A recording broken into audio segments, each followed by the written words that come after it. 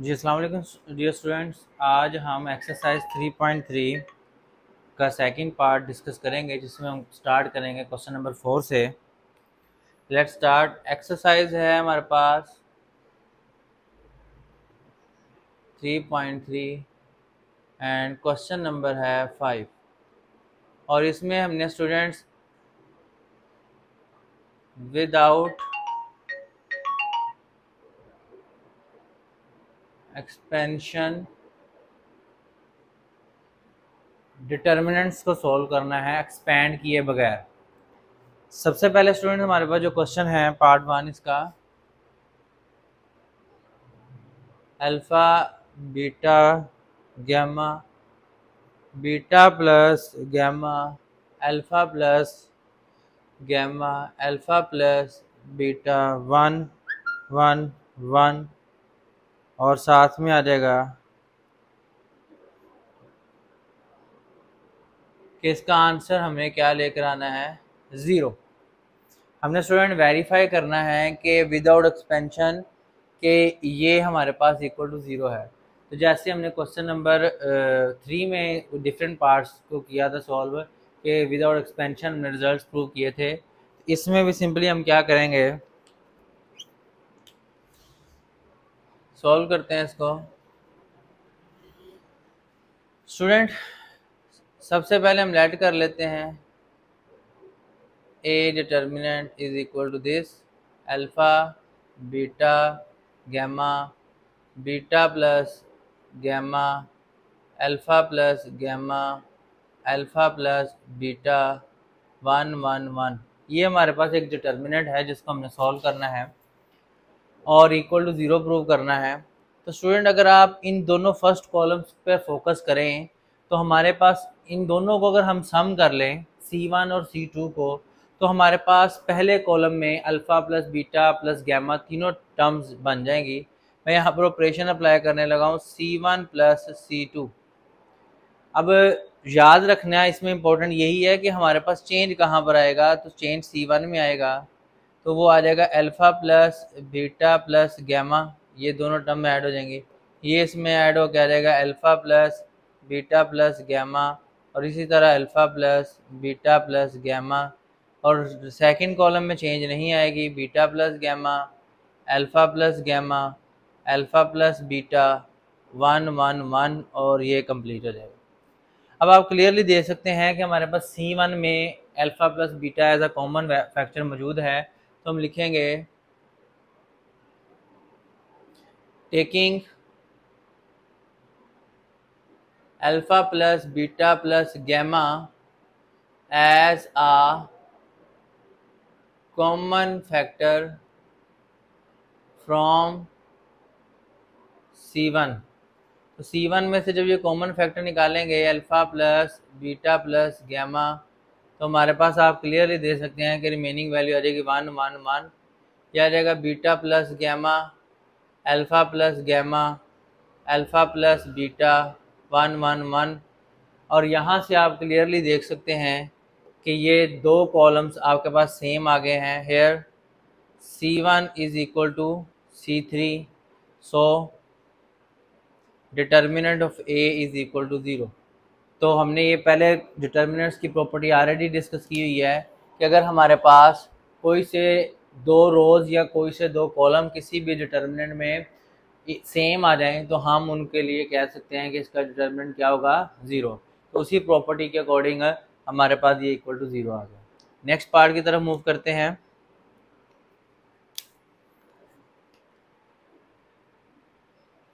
जी student हमारे पास next part क्या है,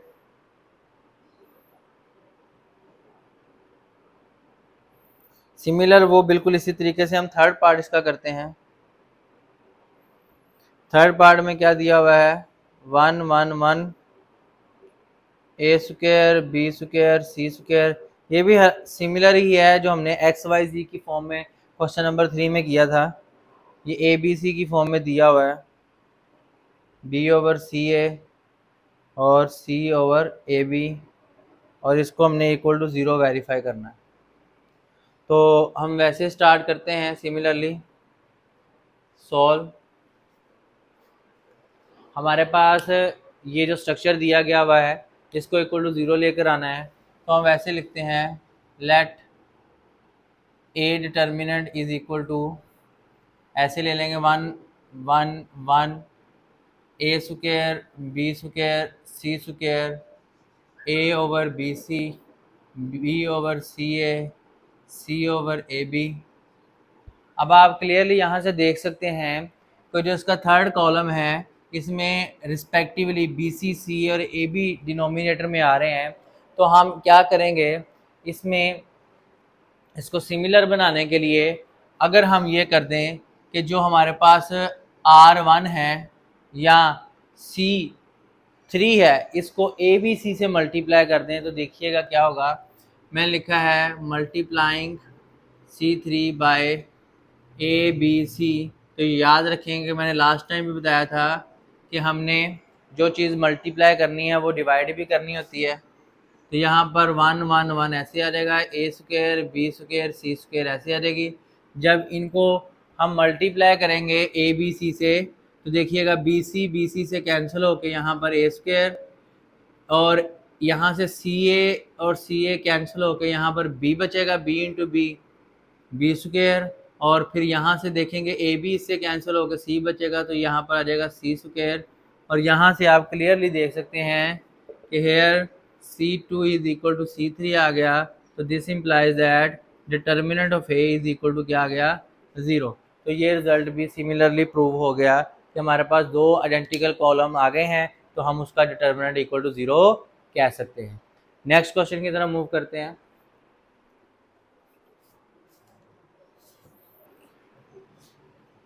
जो स्टूडेंट हम डिस्कस करते हैं पार्ट नंबर 4, वो हमारे पास क्या है, a minus b b minus c c minus a b minus c c minus a minus b c minus a minus b और बी माइनस सी। और इस सारी वैल्यू को भी हमने इक्वल टू 0 प्रूव करना है। तो सिमिलरली वैसे देखते हैं क्या कर सकते हैं इसको। अगर आप इस पहले डिटर्मिनेंट पे गौर करें कि हमें किस तरह की वैल्यू दी गई है तो आपको क्लियरली नज़र आ रहा होगा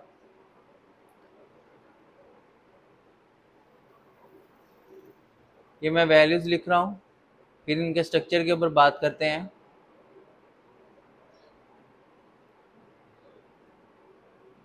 अब इसमें रिलेशंस कैसे ढूंढना है, आपके पास 3 रोज एंड 3 कॉलम्स गिवन है। आप यहाँ पर अगर गौर करें कि अगर हम कॉलम्स के अकॉर्डिंग देखें तो ए का नेगेटिव साइन इधर पड़ा है, बी का ये ऑपोजिट साइन पड़ा है, सी का ये ऑपोजिट साइन पड़ा है। तो अगर मैं C1 में C2 और C3 को ऐड कर दूं या सिमिलरली R1 में मैं R1 R2 और R3 को ऐड कर दूं तो मेरे पास क्या आ जाएगा, रिजल्ट 0 बन रहा है। तो मैं यहाँ पर एक ऑपरेशन अप्लाई करता हूँ, मैं लिखता हूँ कि C1 plus C2 plus C3 के C1 में मैंने ऐड कर देना है C2 और C3 को। तो देखते हैं मेरे पास रिजल्ट क्या आता है। क्योंकि चेंज C1 में आनी है तो आप क्लियरली यहाँ से देखें, जब ये दोनों ने इसमें ऐड होना है तो ए से गया, बी से गया, सी से गया, तो फर्स्ट में 0। यहाँ पर देखें तो बी से कैंसिल, सी से कैंसिल, ए से कैंसिल, फिर 0। और इसी तरह यहाँ से सी से कैंसिल, ए से और बी से ये 0 आ जाएगा। तो तीनों एलिमेंट 0 होने के साथ ये आया B minus C minus a minus b, c minus a minus B minus c. और जैसे ही हमें पता है कि हमने ये प्रॉपर्टी भी पढ़ी हुई है कि डिटर्मिनेंट्स में से अगर कोई एक पूरी रो या कॉलम 0 हो जाए तो हम कह सकते हैं कि उसका डिटर्मिनेंट 0 है, तो hence determinant of A is 0। तो ये हमारा क्वेश्चन इधर कंप्लीट हो गया। नेक्स्ट पार्ट की तरफ मूव करते हैं। नेक्स्ट हमारे पास क्या है, पार्ट नंबर 6 चूज करते हैं। इसमें क्या कहता है वो हमें, m n l l square n l m m square l m n और एन स्क्वायर, ये इक्वल आ जाएगा 111 l square m square n square l cube m cube n cube. ये रिजल्ट्स हमें प्रोड्यूस करना है और एक्सपेंड किए बगैर लेफ्ट हैंड साइड से राइट हैंड साइड की तरफ मूव करना है हमने। तो स्टार्ट करते हैं।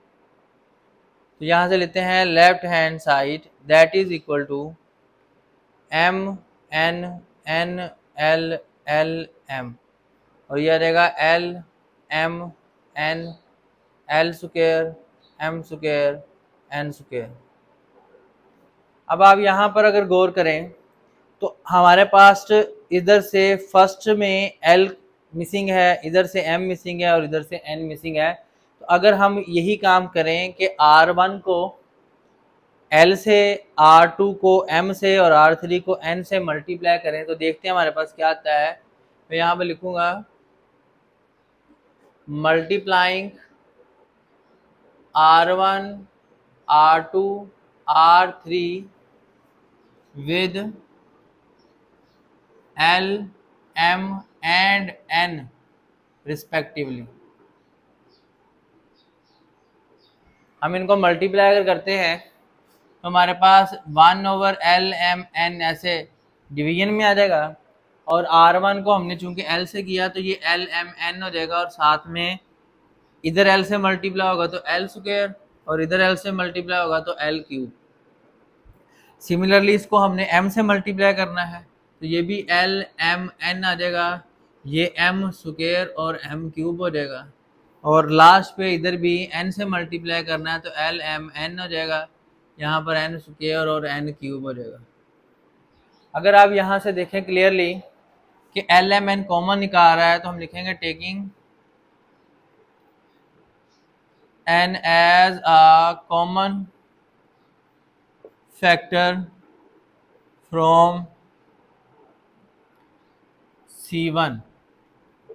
तो L M N common factor के तौर पर आ गया है, बाहर भी एक L M N पड़ा था तो यहाँ पर आ गया 111 L square L cube M square M cube N square N cube, और ये कैंसिल आउट हो जाएंगे, और तो हैंस हमारे पास क्या आ गया 111 L square M square N square L cube M cube N cube, और यही हमारे पास राइट हैंड साइड थी, और ये रिजल्ट भी प्रूव हो चुका है।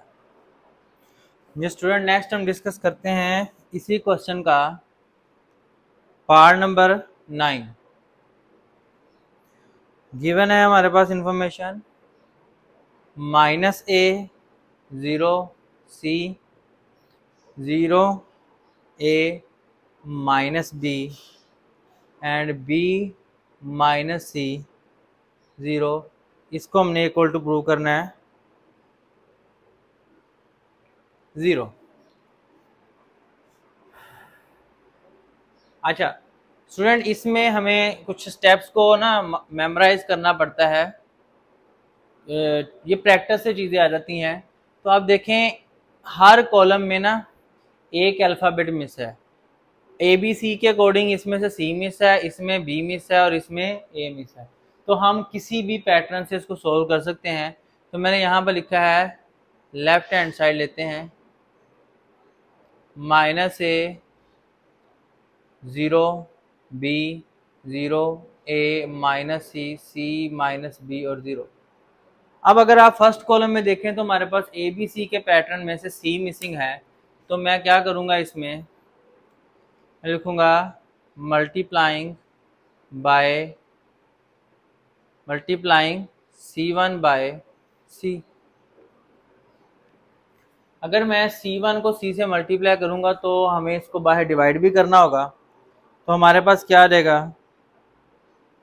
अच्छा कंप्लीट इकट्ठा ही कर लेते हैं, C1 को C से, या C1 C2 C3 bye C1 को किससे करना है, C से, C2 में मिसिंग है B एंड C3 में मिसिंग है A। ये हमने मल्टीप्लाई कर दिया इन सबको, तो हमारे पास रिजल्ट क्या आया,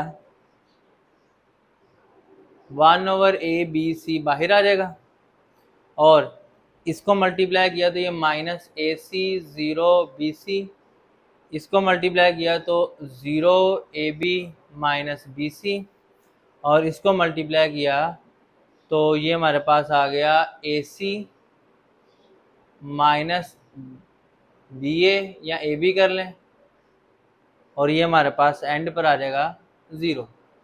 यहाँ तक हमने कंप्लीट कर लिया कि हमने किया क्या है। दोबारा से देखें कि हर कॉलम में जो जो अल्फ़ाबेट मिसिंग था ABC के सीक्वेंस में से, हमने हर कॉलम को उससे मल्टीप्लाई कर दिया। ये आप काम रो वाइज भी कर सकते हैं। नेक्स्ट हमने क्या करना है, अगर इनको ऐड करें, एडअप करते हैं, मैं लिखा C1 में C2 प्लस C3 कर देते हैं, तो मैं क्या मिलेगा 1/ABC। अब C1 में जब ऐड करेंगे ABC को, ये तो 0 है, इससे मैटर नहीं करता, ये इसमें ऐड होकर क्या हो जाएगा, और इधर जब आएगा 0 तो कोई वैल्यू नहीं देगा, ये दोनों ऐड होकर भी क्या देंगे, और इसी तरह ये दोनों ऐड होकर भी क्या करेंगे, फर्स्ट कॉलम हमारा 0 हो गया, बाकी वैसे ही आ जाएंगे।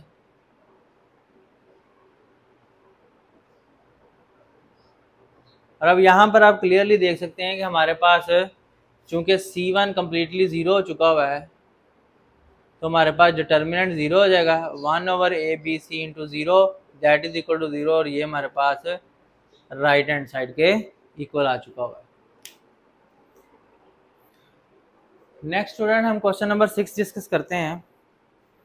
बड़ा ही इजी क्वेश्चन है, इसमें हमें अननोन की वैल्यू फाइंड करनी है। Find the value of x if, हमारे पास वैल्यू है जी, इसके 3 पार्ट है, तीनों सेम ही मेथड से किए जा सकते हैं। मैं फर्स्ट पार्ट कर रहा हूँ, 3 1 x -1 3 4 x 1 0। अच्छा स्टूडेंट, जब हमें किसी भी डिटर्मिनेंट को एक्सपैंड करना होता है, या तो हम रो एंड कॉलम ऑपरेशन लगाकर उसमें किसी भी एक स्पेसिफिक रो या कॉलम में 0 बना लेते हैं। अगर ऐसा नहीं करना तो आप वैसे ही अगर डायरेक्ट एक्सपैंड करना चाहते हैं तो फिर वहाँ से एक्सपैंड करें जहाँ पर आपको ज़्यादा से ज़्यादा 0 नज़र आ रहे हो। अगर मैं यहाँ पर देखूँ तो मुझे R1 में कोई 0 नज़र नहीं आ रहा, R2 में भी नहीं आ रहा, और R3 में, यहाँ पर एक 0 R3 में मिला है, जो कॉलम 3 के लिए भी हो सकता है और रो 3 के लिए भी हो सकता है। तो आप इसको कॉलम के अकॉर्डिंग भी एक्सपैंड कर सकते हैं और रो के अकॉर्डिंग भी। तो मैं इसको रो के अकॉर्डिंग एक्सपैंड करता हूँ। मैं लिख रहा हूँ एक्सपेंडिंग फ्रॉम R3। अब R3 से एक्सपैंड करना है मुझे, तो उसका ये एलिमेंट जो होगा वो प्लस माइनस प्लस होगा। अब फर्स्ट एलिमेंट है मेरे पास x, और इसका मैं कोफैक्टर कैसे लिखूंगा, ये रो और ये कॉलम स्किप कर दूंगा, तो ऊपर मेरे पास वैल्यूज आ जाएगी 1x 3 4, और माइनस दूसरा एलिमेंट 1 है, इसका कोफैक्टर कैसे लिखूंगा मैं। अब मुझे ये वाली रो और कॉलम और रो स्किप करनी है, तो रिमेनिंग जो बच रही है वो हमारे पास 3 - 1 x 4 है, और थर्ड एलिमेंट 0 से एक्सपैंड करने की ज़रूरत नहीं है क्योंकि वो फैक्टर 0 हो जाएगा, तो मुझे -30 के कोई वैल्यू मिल जाएगी। अब इसको एक्सपैंड करेंगे तो ये आ जाएगा x into 4 - 3x -1 into 12 plus x, ये इक्वल टू -30 आ जाएगा। यहाँ से इसकी ब्रैकेट ओपन करेंगे तो 4x - 3x square minus 12 minus x is equal to -30। अब यहाँ पर इन वैल्यूज़ को कैलकुलेट करते हैं तो ये आ जाएगा -3x square, 4x minus x आपके पास प्लस 3x बचेगा, और -12 इज इक्वल टू -30 आ जाएगा। ये सारी वैल्यूज इधर शिफ्ट कर दें तो मेरे पास 3x square -3x -30 plus 12 equal to 0 हो जाएगा। तो 3x स्क्वायर -3x, और ये मेरे पास आ जाएगा माइनस 18 इज इक्वल टू 0। अब अगर आप यहाँ से देखें तो 3 कॉमन ले सकते हैं, तो x square minus x minus 6 is equal to 0 आ जाएगा। This implies that x square minus x minus 6 equal to 0 आ जाएगा। यहाँ से क्वाड्रेटिक इक्वेशन है तो मिडिल टर्म ब्रेक करेंगे, एक्स स्क्वायर माइनस 3x प्लस 2x minus 6 is equal to 0। 3 2 6 भी होगा और 3 में से 2 निकालेंगे तो माइनस एक्स भी आ जाएगा, x इंटू एक्स माइनस 3 हो जाएगा प्लस 2 इंटू एक्स माइनस 3 हो जाएगा। तो यहाँ से x minus 3 into x plus 2 हो जाएगा। तो either x minus 3 equal to 0 और x प्लस 2 इक्वल टू 0। यहाँ से x इज इक्वल टू 3 आ जाएगा और यहाँ से x is equal to minus 2 आ जाएगा। तो this is the required value for the x in this determinant. तो सिमिलरली इसी पैटर्न पर आप बाकी दो पार्ट्स का भी डिटर्मिनेंट एक्सपैंड करके क्वाड्रेटिक इक्वेशन बनाएंगे और इसी तरह सॉल्व कर लेंगे तो आपके पास x की वैल्यू आ जाएगी। जो स्टूडेंट, नेक्स्ट हम इस एक्सरसाइज का सबसे इंपॉर्टेंट क्वेश्चन नंबर 8 डिस्कस करते हैं, जो तकरीबन हर साल लॉन्ग क्वेश्चन के तौर पर आता है। क्वेश्चन नंबर 8 है हमारे पास, show that x111 1x11 11x1 111x is equal to x plus 3 and x minus 1 whole cube. ये क्वेश्चन हमारे पास बहुत इंपॉर्टेंट है, लॉन्ग क्वेश्चन के तौर पर एग्जाम से हमें आता है। तो ज़रा सोल्व करते हैं इसको। स्टूडेंट, सबसे पहले देखें, हम इसकी लेफ्ट हैंड साइड पिक करेंगे, वो हमारे पास है x111 1x11 11x1 111x। अगर आप गौर करें स्टूडेंट्स कि हमें रिक्वायर क्या है, x प्लस 3। वो x प्लस 3 कब मिल सकता है कि अगर मैं R1 में या C1 में बाकी तमाम रोज या कॉलम को ऐड कर दूं। तो मैं यहाँ पर 1 1 बनाने के लिए मैंने लिखा C1 में ऐड कर दूंगा C2 plus C3 plus C4। इन तीनों को जब मैं C1 में ऐड करूंगा तो मेरे पास जो रिजल्ट आ जाएगा, देखिएगा, ये आ जाएगा x plus 3 x plus 3 x plus 3 x plus 3 तीनों ऐड होने के बाद, और इधर आ जाएगा 1x11 11x1 111x। ये एज इट इज़ वैसे आ जाएगा। अब स्टूडेंट क्या करेंगे हम कि इधर से जो कॉमन फैक्टर है उसको बाहर निकाल लेंगे। हम लिखेंगे टेकिंग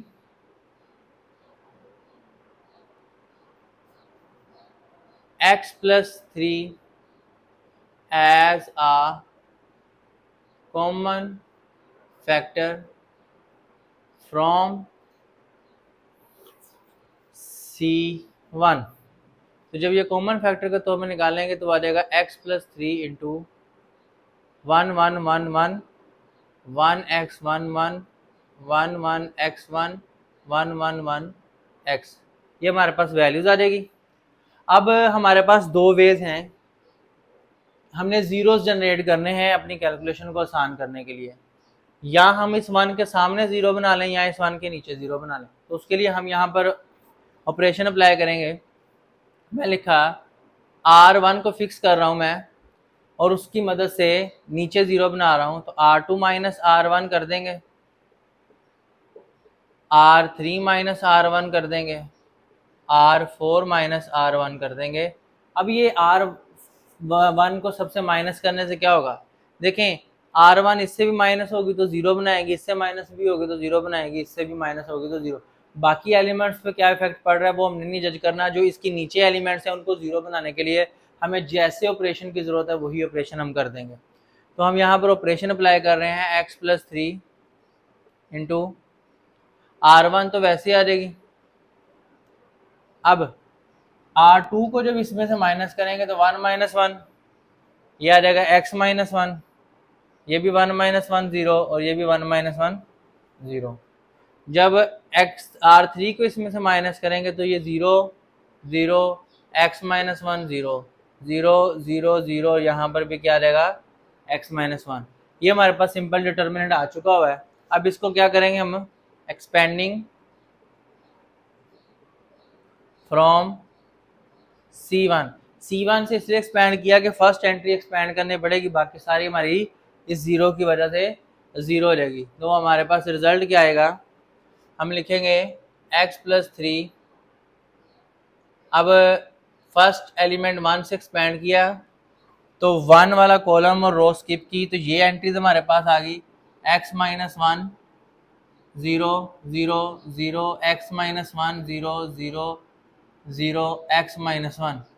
अब स्टूडेंट हमारे पास डिटर्मिनेंट की प्रॉपर्टी होती है कि हम हर रोज़ या हर कॉलम में से जो चीज़ पड़ी है उसको कॉमन ले सकते हैं। तो ज़ीरो में से तो हमें कुछ भी चीज़ कॉमन लेनी पड़े तो हम ले सकते हैं। अब लेकिन हमें एक तो तरीका है कि इसको डायरेक्ट एक्सपैंड कर दें, दूसरा आसान तरीका क्या है कि आप इन तीनों एलिमेंट्स को कॉमन लें। मैं लिखूंगा taking x minus one as a common factor from C1, C2 and C3। अब ये जो x माइनस वन है C1 से अलग से कॉमन लेना है, C2 से और C3 से अलग से, क्योंकि डिटर्मिनेंट में जब भी कॉमन लेना होता है तो पूरे के पूरे डिटर्मिनेंट से नहीं हम ले सकते, हम किसी भी एक पर्टिकुलर रो या पर्टिकुलर कॉलम से लेते होते हैं। तो ये तीनों में नज़र आ रहा था, तो तीनों से कॉमन लेंगे तो इसका मतलब ये 3 टाइम बाहर आएगा, तो 3 टाइम कॉमन लेने की वजह से इसके ऊपर क्यूब बन जाएगा और बचेगा क्या 1 0 0 0 1 0 0 0 1। और ये आइडेंटिटी मैट्रिक्स बन जो डिटर्मिनेंट है तो इसका डिटर्मिनेंट 1 होता है, तो हमारे पास x plus three x minus one cube into one आ जाएगा। तो simply x plus three x minus one whole cube that is equal to right hand side.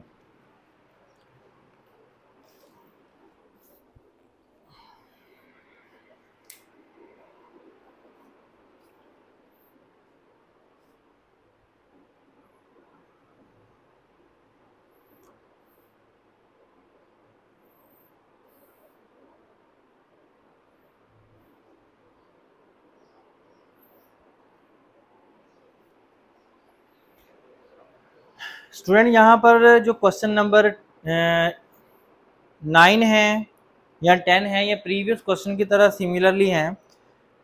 Question number अगर आप 11 में देखें तो उसमें हमें लैम्डा की वैल्यू फाइंड करने का कहा है। इससे पहले जो हमने क्वेश्चन किया जिसमें हमने x की वैल्यू फाइंड की है, सिमिलरली उसी पैटर्न पर हमने यहाँ पर लैम्डा की वैल्यू फाइंड करनी है। लेकिन चेंज इनमें क्या है कि इसमें वो हमें स्टेटमेंट में कहता है the given matrix are singular. Singular matrix का मतलब है कि हमारे पास जो इनका डिटर्मिनेंट है ना वो हमें इक्वल टू ज़ीरो लेना होगा। प्रीवियस क्वेश्चन में जो डिटर्मिनेंट थे जिनमें हमने x की वैल्यूज फाइंड की थी उसमें वो हमारे पास डिटर्मिनेंट किसी ना किसी एक नंबर के इक्वल देता था। इसमें क्या करता है वो ये कहता है कि for the value of lambda the given matrix are singular. Singular तब होंगे जब इनका डिटर्मिनेंट इक्वल टू ज़ीरो होगा। तो यहाँ पर हमने डिटर्मिनेंट को इक्वल टू ज़ीरो रखना है और सेम उसी पैटर्न पर सॉल्व करना है जिस पैटर्न पर हमने प्रीवियस क्वेश्चन जिसमें x की वैल्यू फाइंड की है वो सॉल्व किया है। सिमिलरली ये करेंगे तो आपको लैम्डा की वैल्यूज मिल जाएगी। नेक्स्ट स्टूडेंट इसमें हम क्वेश्चन नंबर 12 की बात करें तो उसमें उसने कहा है कि check that the given matrices are determinants are singular और नॉन सिंगुलर। तो कैसे चेक करते हैं कि सिंपली हमने उनका डिटर्मिनेंट एक्सपैंड करना है, जैसे हमने यहाँ पर डिटर्मिनेंट एक्सपैंड करने की टेक्निक सीखी है। प्रीवियस क्वेश्चन में एक डिटर्मिनेंट एक्सपैंड किया है, तो डिटर्मिनेंट एक्सपैंड करेंगे हम सिंपली जिस का डिटर्मिनेंट ज़ीरो आ गया वो हमारे पास सिंगुलर है और जिसका डिटर्मिनेंट ज़ीरो ना आया वो नॉन सिंगुलर है। मैं एक फिर भी करके दिखाता हूँ आपको। क्वेश्चन नंबर है 12। हमने क्या करना है डिटर्मिनेंट फाइंड करना है। डिटर्मिनेंट ऑफ ए फाइंड करना है, वो क्या है 1 3 0 0 1 2 3 -1 4 और बताना है कि ये मैट्रिक्स सिंगुलर हैं या नॉन सिंगुलर हैं। तो कैसे करेंगे, जैसे आपको बताया हुआ है कि एक्सपेंशन आपने हमेशा उस रो या कॉलम से करनी है जहां पर जीरो नजर आ रहा हो। इसमें फर्स्ट रो में भी जीरो नजर आ रहा है, फर्स्ट कॉलम में भी जीरो नजर आ रहा है। मैं लिखूंगा एक्सपेंडिंग फ्रॉम R1 मेरे पास फर्स्ट एंट्री 1 आ गई, प्लस माइनस प्लस लगा देंगे। हमारे पास फर्स्ट रो फर्स्ट कॉलम छोड़ा तो 1 - 1 2 4 आ जाएगा। ज़ीरो वाली एक्सपेंशन करने की ज़रूरत नहीं है क्योंकि ये ज़ीरो हो जाएगा। आगे प्लस वाली एक्सपेंशन करते हैं, वो है 3 और ये आ जाएगा, ये वाली रो कॉलम छोड़ा तो हमारे पास ये एंट्रीज आ जाएंगी 3 1 0 2। सिंपली इसको एक्सपेंड करते हैं, 4 - 2 प्लस 3 × 6 - 0, तो ये आ जाएगा 4 - 2 2 आ जाएगा और प्लस 6 - 0 6 3 6 आर 18, तो that is equal to 20, not equal to 0। तो हम लिखेंगे A determinant is not equal to 0, so A is a non singular matrix. इतना सा काम है। अगर ये 0 आ जाता तो सिंगुलर होता, अब ये 0 नहीं आया तो ये क्या होगा, नॉन सिंगुलर हो जाएगा।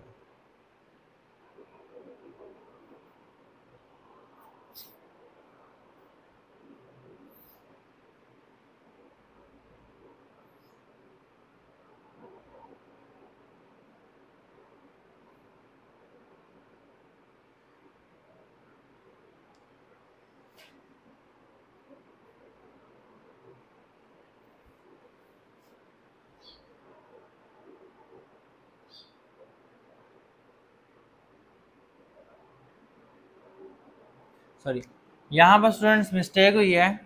हमारे पास ये 2 × -1 होना था, तो ये माइनस माइनस प्लस हो जाएगा और ये आ जाएगा आपके पास 6 आ जाएगा। और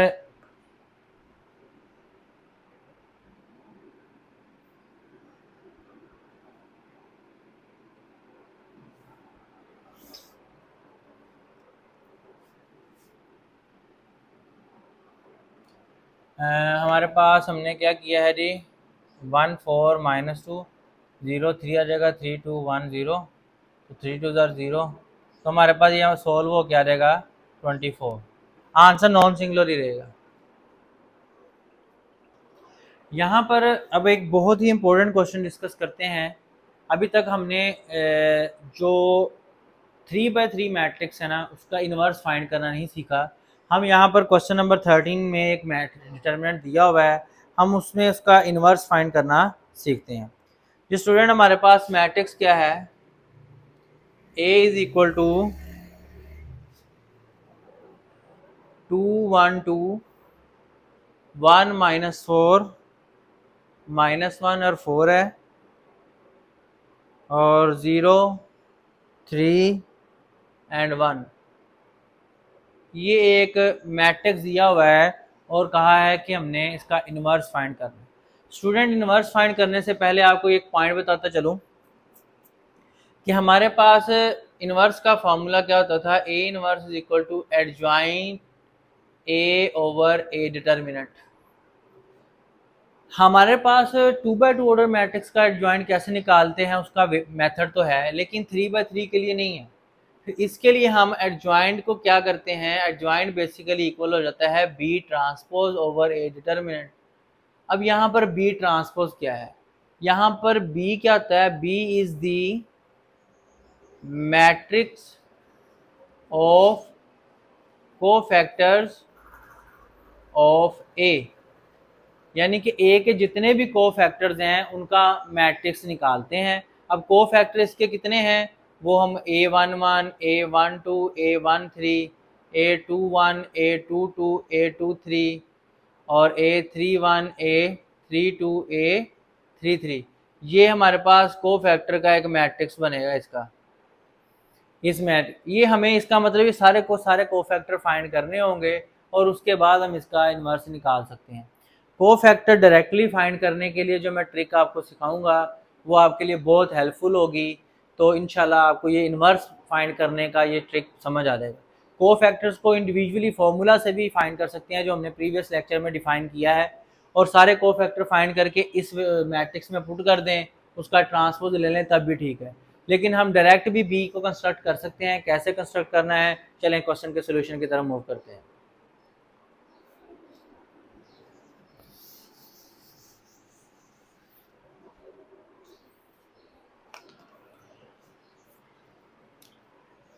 सोल्यूशन स्टार्ट करते हैं। सबसे पहले हम इसका डिटर्मिनेंट फाइंड करते हैं। ए डिटर्मिनेंट क्या है? 2 1 2 1 -1 -4 0 3 1। अब मैं इसको जब R1 से एक्सपेंड करूंगा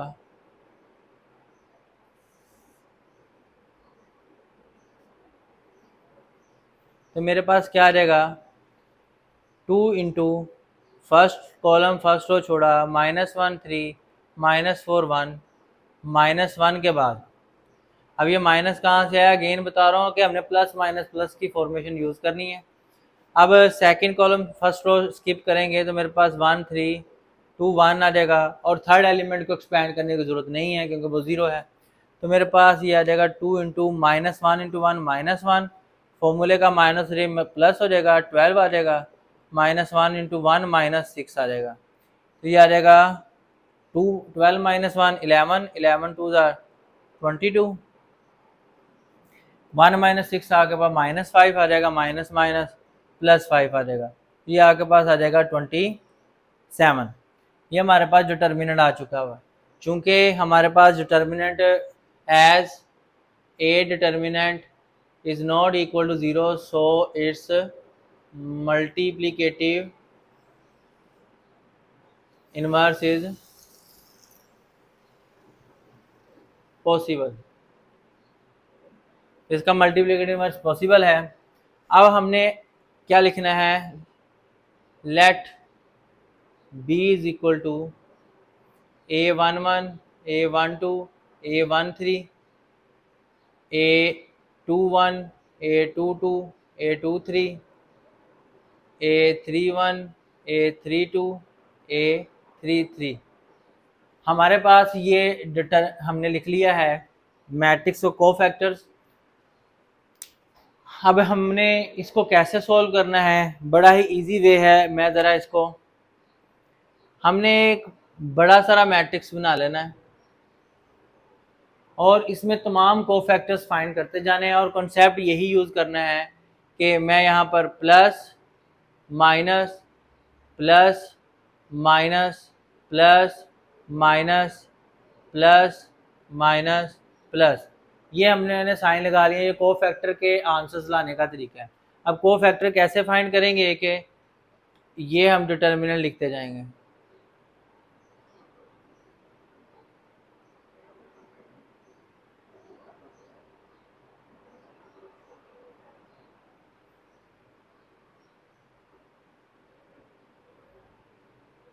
अच्छा जी, अब कैसे लिखने हैं?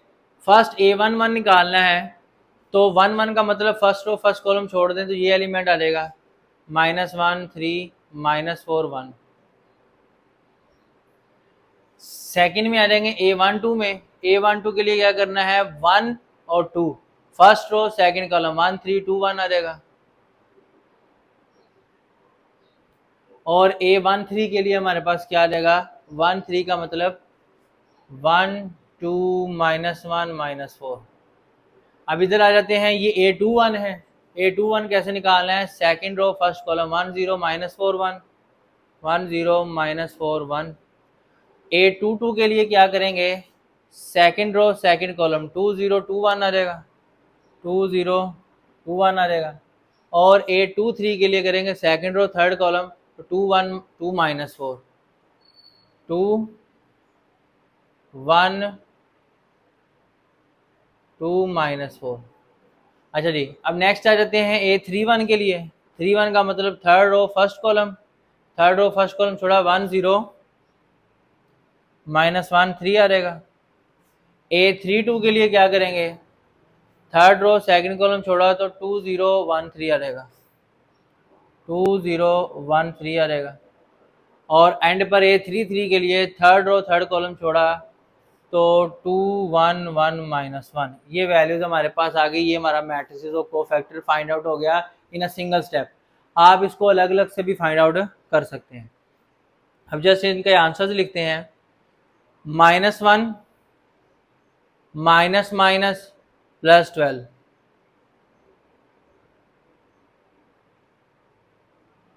यहाँ पर आ जाएगा माइनस इंटू 1 -6, यहाँ पर आ जाएगा हमारे पास -4 + 2।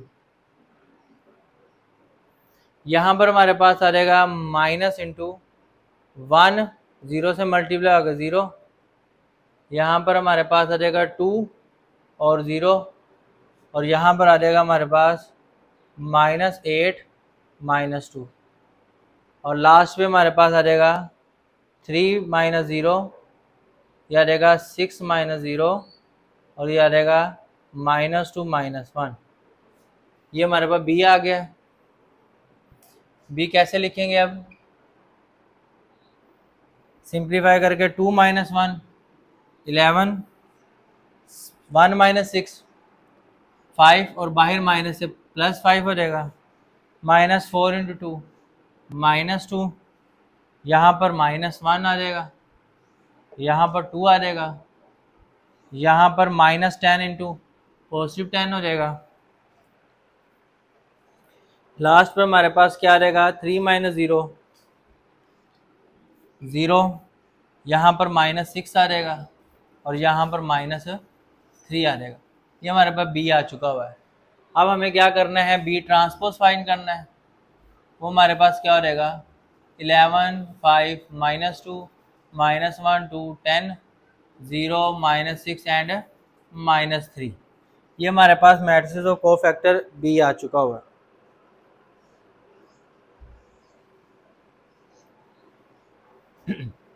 अब स्टूडेंट क्या करना है? मैट्रिक्स और कोफैक्टर भी आ चुका हुआ है, डिटर्मिनेंट भी हमारे पास आ चुका हुआ है। हम अप्लाई करते हैं formula as we know A inverse is equal to B transpose over A determinant. तो B ट्रांसपोज हमारे पास A डिटर्मिनेंट हमारे पास 27 आया था।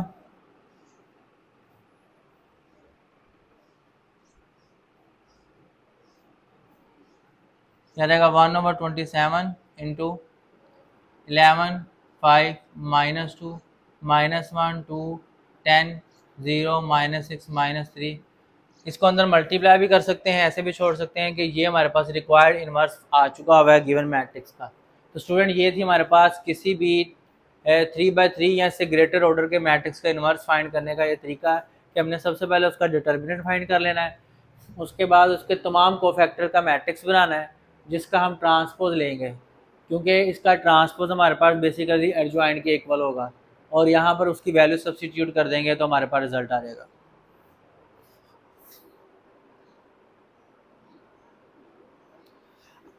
अब अगर हमने वेरीफाई करना हो कि जो हमने इनवर्स फाइंड किया है वो सही है कि गलत है, तो आप लोग इस ए इनवर्स को इससे जस्ट मल्टीप्लाई कर दीजिएगा।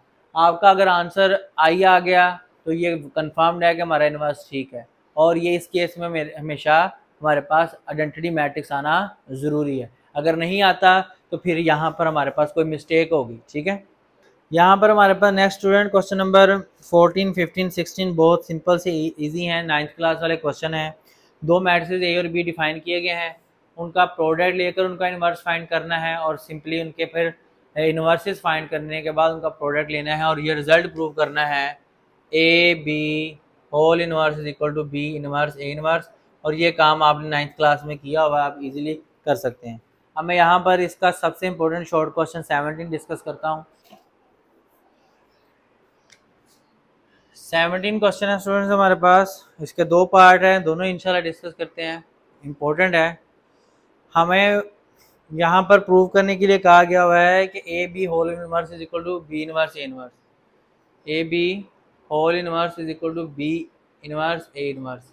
और ए और बी के बारे में स्टेटमेंट डिफाइन की गई है कि A and B are singular matrix, sorry non singular matrix. तो नॉन सिंगुलर मैट्रिक्स है तो इसका मतलब इनका इनवर्स एग्जिस्ट करता है।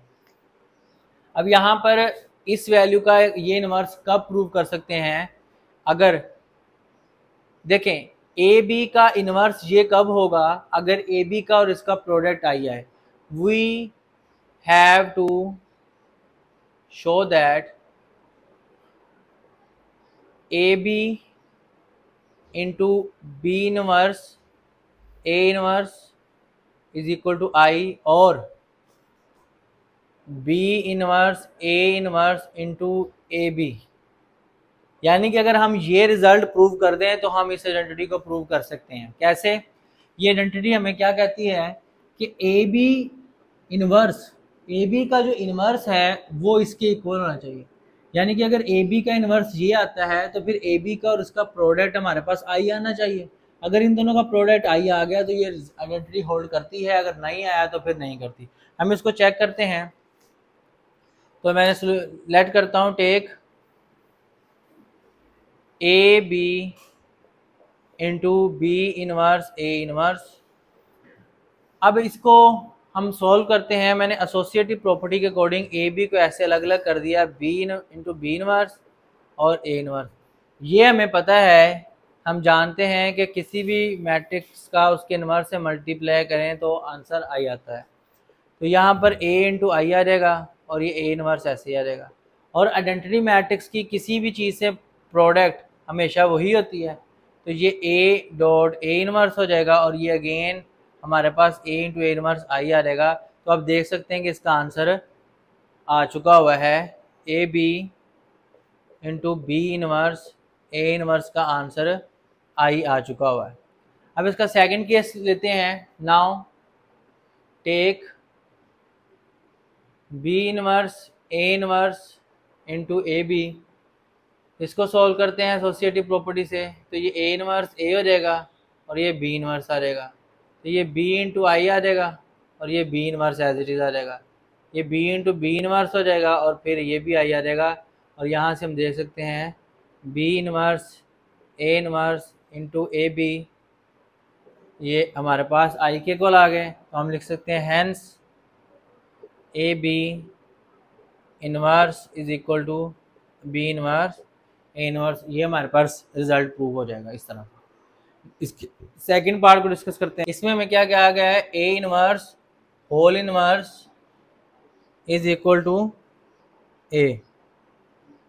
यानी कि बताया जा रहा है, आइडेंटिटी की डिमांड है इसमें कि अगर हम किसी भी मैट्रिक्स का इन्वर्स लें और उसका अगेन इन्वर्स लें तो हमें दोबारा ए मिल जाएगा। तो इस रिजल्ट को हम कैसे प्रूव करेंगे, तो सोल्यूशन में लेते हैं। Let B is equal to A inverse. अगर हमने बी को ए इनवर्स लेट किया है तो बेसिकली ए का डबल इनवर्स कब होगा, जब हम बी का इनवर्स लेंगे। यानी कि अगर हम बी का इनवर्स इक्वल टू ए ले आए तो हमारे पास B inverse is equal to A ले आए तो हमारे पास रिजल्ट प्रूव हो जाएगा। दोबारा ज़रा अंडरस्टैंड कीजिए मैंने क्या कहा है। मैंने ए इनवर्स को बी लेट किया है। अब इस पर डबल इनवर्स लेने का मतलब क्या है, इस पर डबल इनवर्स का मतलब क्या है कि हम बोथ साइड पे जब इनवर्स लेंगे तो इधर भी इनवर्स आ जाएगा। तो अगर बी इनवर्स इसके इक्वल है तो बी इनवर्स का आंसर अगर हम ए के इक्वल ले आए तो फिर ये रिजल्ट हमारा प्रूव हो जाएगा। तो अब हम इसको इस रिजल्ट की तरफ लेके चलते हैं। सबसे पहले मैं क्या करता हूँ, multiplying by B inverse on both side. तो यहाँ पर आप देखें बी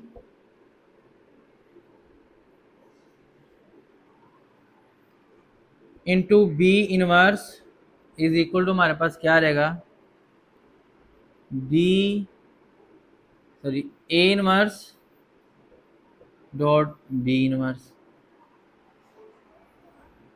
अब यहाँ पर तो ये क्या बन जाएगा आई, तो ये आ जाएगा A inverse dot B inverse. अब हमें बी इनवर्स चाहिए, ए इनवर्स हमें नहीं चाहिए, ये हमारी डिमांड नहीं है। तो हम क्या करेंगे, multiplying by A inverse on both side. यहाँ पर सॉरी ए से करेंगे। ए से क्यों कर रहे हैं, ताकि A into A inverse cancel out हो जाए। A dot I is equal to A dot A inverse dot B inverse.